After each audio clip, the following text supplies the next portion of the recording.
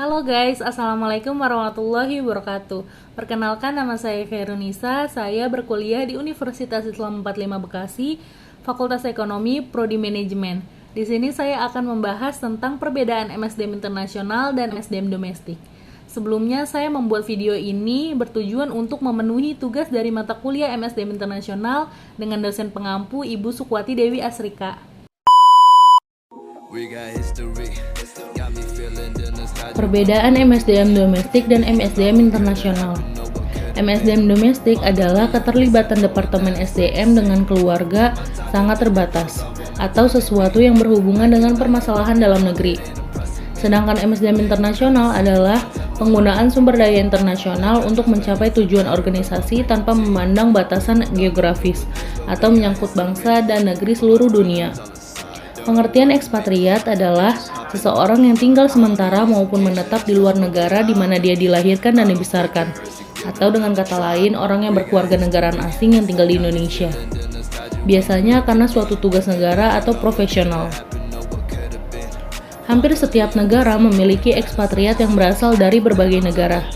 Namun kenyataannya bukan hanya para eksekutif dan pekerja profesional yang harus dipanggil ekspat, tetapi pembantu rumah tangga dan pekerja kelas menengah bawah lainnya juga disebut demikian.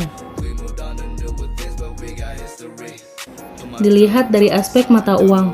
Mata uang dari negara Dubai adalah dirham. Kalian tahu nggak sih kalau dirham itu lumayan besar bila dikonversikan ke rupiah? Satu dirham sekitar 3.800 atau lebih. TKI yang bekerja di Dubai biasanya mendapatkan gaji sekitar 76 juta per bulannya. Gaji TKI antara 17 juta hingga 351 juta. Tetapi biaya hidup di Dubai lebih mahal 53,88% dibandingkan hidup di Jakarta.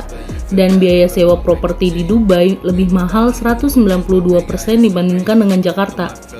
Untuk harga sewa tempat tinggal cukup beragam, mulai dari 3.700 dirham atau setara dengan 14.500 per bulannya, hingga 10.700 dirham atau setara dengan 42 juta per bulan.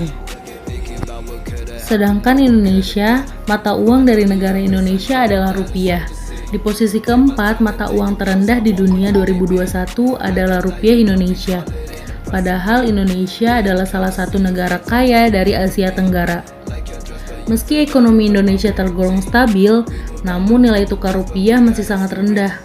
Tetapi gaji ekspat di Indonesia termasuk ke 10 tertinggi di dunia. Maka dari itu banyak orang berspekulasi bahwa Indonesia adalah surganya ekspat. Indonesia menempati urutan ke-8 dengan penghasilan pekerja asing mencapai 127 US dollar atau setara dengan 1,9 miliar.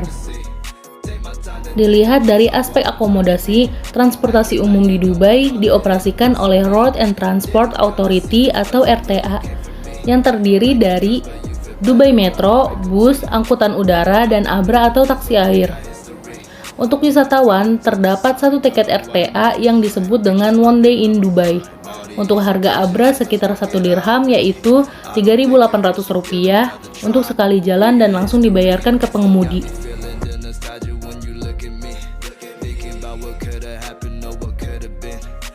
Sedangkan Indonesia memiliki transportasi umum berbasis rel kereta. Indonesia juga membangun MRT atau moda raya terpadu yang banyak digunakan oleh rakyat Indonesia. Tarif MRT 2021 berkisar antara Rp3.000 hingga Rp14.000, tergantung pada rute perjalanan MRT yang ditempuh.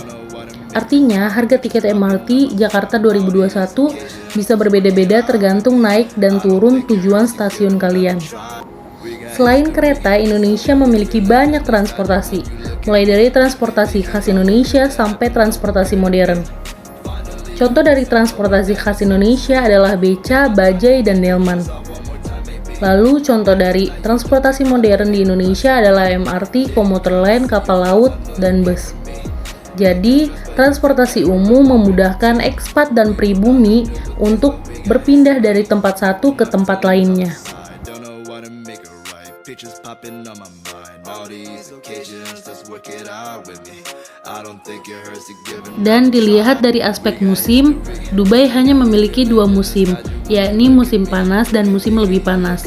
Untuk bulan Oktober hingga April disebutkan bahwa suhu udara di sana lebih bersahabat. Langit berwarna biru di sepanjang kota hingga pantai. Dubai merupakan kota yang panas, namun musim panas hanya berlangsung selama 4,3 bulan dari 14 Mei sampai 24 September dengan suhu tertinggi harian rata-rata di atas 38 derajat Celcius. Sedangkan Indonesia, sebagai salah satu negara tropis, Indonesia hanya memiliki 2 musim dalam 1 tahun.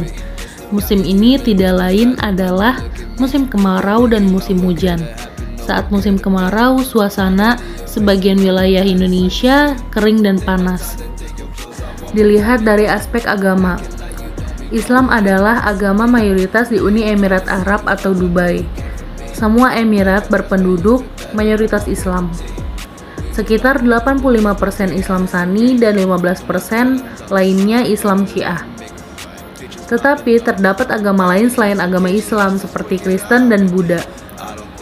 Di Dubai juga terdapat 33 gereja dan sekolah umum yang memiliki pelajaran agama Kristen dan sebagian besar umat Kristen di Uni Emirat Arab atau Dubai berasal dari Asian origin.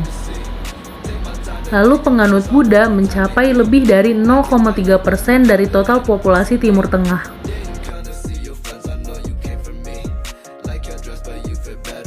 Sedangkan di Indonesia ada 6 agama yang sudah diakui di Indonesia, yaitu Islam, Kristen Protestan, Kristen Katolik, Hindu, Buddha, dan Konghucu. Islam juga menjadi agama mayoritas di Indonesia. Sekitar 87,2% penduduk Indonesia menganut agama Islam. Banyak tempat ibadah di Indonesia mulai dari masjid, gereja, dan lain-lain. Jadi para ekspat tak perlu khawatir mencari tempat untuk beribadah. Dan yang terakhir dilihat dari aspek kesehatan. Dubai membuka jalan bagi penemuan-penemuan medis yang nantinya akan menciptakan bukan hanya menawarkan fasilitas kesehatan di kota Dubai, namun juga sistem kesehatan secara keseluruhan di Uni Emirat Arab. Satu dari sekian banyak kunci utama yang didedikasikan untuk kesejahteraan masyarakat dan juga perkembangan populasi di Dubai. Hal tersebut menilai pengalaman hidup masyarakat di Dubai dan juga para pendatang yang dinilai dari hasil interaksi mereka dengan lingkungan, layanan ekonomi, dan sosial yang telah disediakan. Salah satu dari aspirasi tersebut ditetapkan dengan tujuan menciptakan kesadaran lebih oleh masyarakat akan pentingnya kesehatan dan sistem kesehatan yang kuat, di mana hal tersebut juga akan meningkatkan kualitas kehidupan masyarakat dan juga para turis yang datang ke Dubai.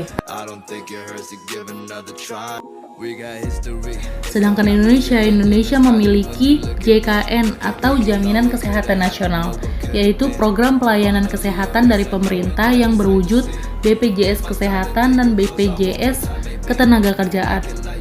Dan sistemnya menggunakan sistem asuransi. Dengan adanya JKN ini, maka seluruh warga Indonesia berkesempatan besar untuk memproteksi kesehatan mereka dengan lebih baik.